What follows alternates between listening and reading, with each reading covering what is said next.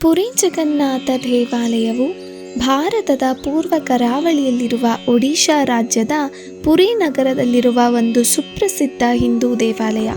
ಇದು ಭಗವಾನ್ ಜಗನ್ನಾಥನಿಗೆ ಸಮರ್ಪಿತವಾಗಿದ್ದು, ಭಾರತದ 4 ಪ್ರಮುಖ ಧಾರ್ಮಿಕ ಕ್ಷೇತ್ರಗಳಾದ ಚಾರ್ ಧಾಮ್ಗಳಲ್ಲಿ ಒಂದಾಗಿದೆ.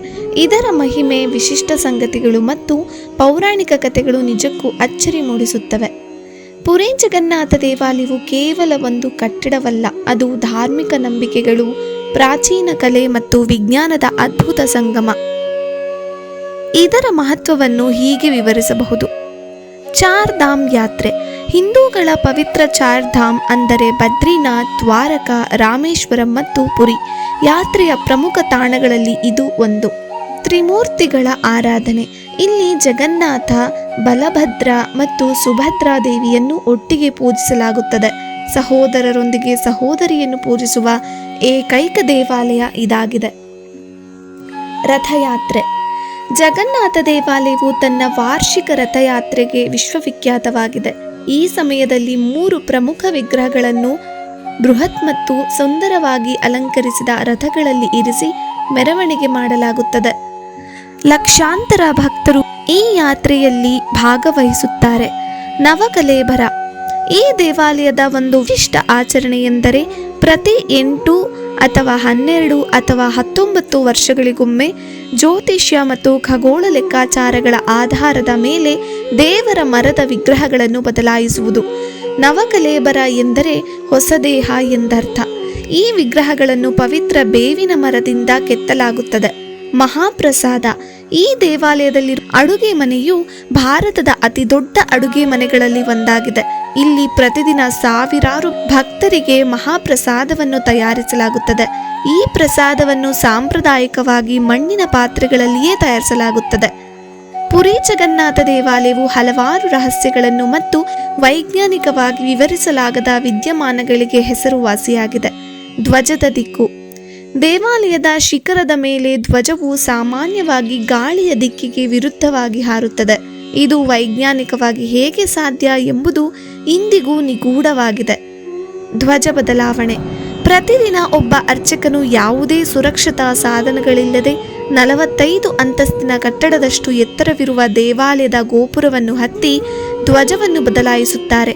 ಈ ಆಚರಣೆಯು 800 ವರ್ಷಗಳಿಂದ ನಡೆದುಕೊಂಡು ಬಂದಿದ್ದು ಒಂದು ದಿನವೂ ತಪ್ಪಿಲ್ಲ. ಒಂದು ವೇಳೆ ಈ ಆಚರಣೆ ತಪ್ಪಿದರೆ ದೇವಾಲಯವನ್ನು 18 ವರ್ಷಗಳ ಕಾಲ ಮುಚ್ಚಬೇಕಾಗುತ್ತದೆ ಎಂಬ ನಂಬಿಕೆ ಇದೆ. ಸುದರ್ಶನ ಚಕ್ರದ ವಿಸ್ಮಯ. ದೇವಾಲಯದ ಗೋಪುರದ ಮೇಲೆ ಸುಮಾರು 20 ಅಡಿ ಎತ್ತರದ ಬೃಹತ್ ಸುದರ್ಶನ ಚಕ್ರವಿದೆ. ಈ ಚಕ್ರವನ್ನು ಯಾವುದೇ ದಿಕ್ಕಿನಿಂದ ನೋಡಿದರೂ ಅದು ನಿಮ್ಮ ಕಡೆ ಎದುರಾಗಿರುವಂತೆ ಕಾಣುತ್ತದೆ. ಇಷ್ಟು ಭಾರವಾದ ಚಕ್ರವನ್ನು ಆ ಕಾಲದಲ್ಲಿ ಹೇಗೆ ಗೋಪುರದ ಮೇಲೆ ಸ್ಥಾಪಿಸಿದರು ಎಂಬುದು ಕೂಡ ಒಂದು ರಹಸ್ಯ. ನೆರಳಿಲ್ಲದ ಗೋಪುರ. ದೇವಾಲಯದ ಮುಖ್ಯ ಗೋಪುರವು ಹಗಲಿನಲ್ಲಿ ಯಾವುದೇ ಸಮಯದಲ್ಲಿ ನೆರಳನ್ನು ಸೃಷ್ಟಿಸುವುದಿಲ್ಲ ಎಂದು ಹೇಳಲಾಗುತ್ತದೆ. ಇದು ಸತ್ಯವೇ ಅಥವಾ ಇಲ್ಲವೇ ಎಂಬ ಬಗ್ಗೆ ಇನ್ನೂ ಖಚಿತ ಮಾಹಿತಿ ಇಲ್ಲವಾದರೂ ಈ ನಂಬಿಕೆಯು ಜನರನ್ನು ಆಕರ್ಷಿಸುತ್ತದೆ. ಸಮುದ್ರದ ಶಬ್ದ. ದೇವಾಲಯದ ಮುಖ್ಯ ದ್ವಾರದಿಂದ ಒಳಗೆ ಪ್ರವೇಶಿಸಿದ ತಕ್ಷಣ ಸಮುದ್ರದ ಅಲೆಗಳ ಶಬ್ದ ಕೇಳಿಸುವುದಿಲ್ಲ, ಆದರೆ ಹೊರಬಂದ ಕೂಡಲೇ ಶಬ್ದ ಕೇಳುತ್ತದೆ. ಈ ವಿದ್ಯಮಾನಕ್ಕೆ ಯಾವುದೇ ವೈಜ್ಞಾನಿಕ ವಿವರಣೆ ಇಲ್ಲ. ಜಗನ್ನಾಥ ದೇವಾಲಯದ ಮೂಲ ಮತ್ತು ವಿಗ್ರಹಗಳ ಬಗ್ಗೆ ಹಲವಾರು ಪೌರಾಣಿಕ ಕಥೆಗಳಿವೆ. ನೀಲಮಾಧವನ ಕಥೆ. ಸ್ಕಂದ ಪುರಾಣ, ಬ್ರಹ್ಮಪುರಾಣ ಮತ್ತು ಇತರ ಪುರಾಣಗಳ ಪ್ರಕಾರ ಹಿಂದೆ ಜಗನ್ನಾಥ ದೇವರನ್ನು ನೀಲಮಾಧವ ಎಂಬ ಹೆಸರಿನಲ್ಲಿ ಬುಡಕಟ್ಟು ರಾಜನಾದ ವಿಶ್ವವಸು ಎಂಬುವನು ರಹಸ್ಯವಾಗಿ ಪೂಜಿಸುತ್ತಿದ್ದನು. ಮಾಳವ ದೇಶದ ರಾಜನಾದ ಇಂದ್ರದ್ಯುಮ್ನನು ನೀಲಮಾಧವನ ಬಗ್ಗೆ ಕೇಳಿ ಅವನ ದರ್ಶನ ಪಡೆಯಲು ಆಸಕ್ತನಾದನು. ಅವನು ವಿದ್ಯಾಪತಿ ಎಂಬ ಬ್ರಾಹ್ಮಣನನ್ನು ಕಳುಹಿಸಿದನು. ವಿದ್ಯಾಪತಿಯು ವಿಶ್ವವಸುವಿನ ಮಗಳು ಲಲಿತೆಯನ್ನು ಮದುವೆಯಾಗಿ ಅವಳ ಮೂಲಕ ನೀಲಮಾಧವನು ಪೂಜಿಸುತ್ತಿದ್ದ ಗುಹೆಯನ್ನು ಕಂಡುಹಿಡಿದನು. ಆದರೆ ವಿಶ್ವವಸು ವಿದ್ಯಾಪತಿಯ ಕಣ್ಣುಗಳಿಗೆ ಪಟ್ಟಿಯನ್ನು ಕಟ್ಟಿ ಕರೆದುಕೊಂಡು ಹೋದನು. ಬುದ್ಧಿವಂತ ವಿದ್ಯಾಪತಿಯು ದಾರಿಯುದ್ದಕ್ಕೂ ಸಾಸಿವೆ ಕಾಳುಗಳನ್ನು ಚೆಲ್ಲುತ್ತಾ ಹೋದನು.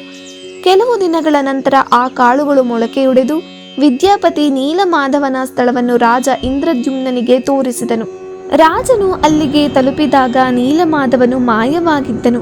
ರಾಜನು ನಿರಾಶನಾಗಿ ಪ್ರಾಣತ್ಯಾಗ ಮಾಡಲು ಸಿದ್ಧನಾದಾಗ ಆಕಾಶವಾಣಿಯು ಅವನಿಗೆ ಸಮುದ್ರದಲ್ಲಿ ತೇಲುವ ಒಂದು ಪವಿತ್ರ ಮರದ ತುಂಡಿನಿಂದ ಮೂರ್ತಿಗಳನ್ನು ಕೆತ್ತಲು ಆದೇಶಿಸಿತು. ದೇವರ ಸ್ವಯಂ ಕೆತ್ತನೆ. ರಾಜ ಇಂದ್ರದ್ಯುಮ್ನನಿಗೆ ಸಮುದ್ರದಲ್ಲಿ ಒಂದು ಬೃಹತ್ ಮರದ ತುಂಡು ಸಿಕ್ಕಿತು. ಅದರಿಂದ ವಿಗ್ರಹಗಳನ್ನು ಕೆತ್ತಿಸಲು ದೇವರುಗಳ ಶಿಲ್ಪಿ ವಿಶ್ವಕರ್ಮನನ್ನು ಕರೆಸಲಾಯಿತು. ಆದರೆ ಸ್ವತಃ ವಿಷ್ಣುವೇ ವೃತ್ತ ಬಡಗಿಯ ರೂಪದಲ್ಲಿ ಬಂದು ವಿಗ್ರಹಗಳನ್ನು ಕೆತ್ತಲು ಪ್ರಾರಂಭಿಸಿದನು. ಅವನು ಒಂದು ಷರತ್ತು ಹಾಕಿದನು. ನಾನು ಕೆಲಸ ಮುಗಿಸುವವರೆಗೆ ಯಾರೂ ನನ್ನನ್ನು ತೊಂದರೆಗೊಳಿಸಬಾರದು ಮತ್ತು ಬಾಗಿಲನ್ನು ತೆರೆಯಬಾರದು. ಆದರೆ 15 ದಿನಗಳ ನಂತರ ಬಡಗಿಯ ಶಬ್ದ ಕೇಳದಿದ್ದಾಗ ರಾಣಿ ಗುಂಡಿಚಾಳು ಚಿಂತಿತಳಾಗಿ ಬಾಗಿಲು ತೆರೆಸಿದಳು. ಆಗ ವೃದ್ಧ ಬಡಗಿ ಮಾಯವಾಗಿದ್ದನು. ವಿಗ್ರಹಗಳು ಅಪೂರ್ಣವಾಗಿದ್ದವು, ಕೈಕಾಲುಗಳಿಲ್ಲದೆ ದೊಡ್ಡ ಕಣ್ಣುಗಳೊಡನೆ ಇದ್ದವು. ಇದರಿಂದ ರಾಜನು ದುಃಖಿತನಾದನು. ಆದರೆ ಆಕಾಶವಾಣಿಯು ಭಗವಾನ್ ಈ ಅಪೂರ್ಣ ರೂಪದಲ್ಲಿಯೇ ಪೂಜೆಗೆ ಯೋಗ್ಯನಾಗಿದ್ದಾನೆ ಎಂದು ತಿಳಿಸಿತು. ಹೀಗೆ ಅಪೂರ್ಣವಾದ ಆದರೆ ದಿವ್ಯವಾದ ವಿಗ್ರಹಗಳು ಸ್ಥಾಪಿತವಾದವು. ಕೃಷ್ಣನ ಹೃದಯದ ರಹಸ್ಯ.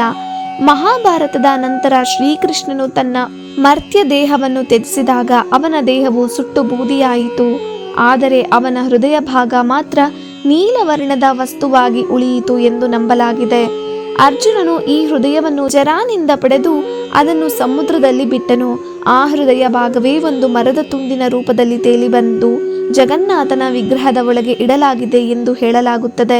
ನವಕಲೇಬರದ ಸಮಯದಲ್ಲಿ ಹಳೆಯ ವಿಗ್ರಹದಿಂದ ಈ ಹೃದಯ ಭಾಗವನ್ನು, ಅಂದರೆ ಬ್ರಹ್ಮ ಪದಾರ್ಥವನ್ನು ತೆಗೆದು ಹೊಸ ವಿಗ್ರಹಕ್ಕೆ ವರ್ಗಾಯಿಸಲಾಗುತ್ತದೆ. ಈ ಪ್ರಕ್ರಿಯೆಯು ಸಂಪೂರ್ಣವಾಗಿ ರಹಸ್ಯವಾಗಿರುತ್ತದೆ. ಪುರಿ ಜಗನ್ನಾಥ ದೇವಾಲಯವು ಅಸಂಖ್ಯಾತ ಭಕ್ತರಿಗೆ ಆಧ್ಯಾತ್ಮಿಕ ಅನುಭವವನ್ನು ನೀಡುವ ಮತ್ತು ಇತಿಹಾಸ, ನಂಬಿಕೆ ಮತ್ತು ವಿಸ್ಮಯಗಳ ಅಪೂರ್ವ ಸಂಗಮವಾಗಿದೆ.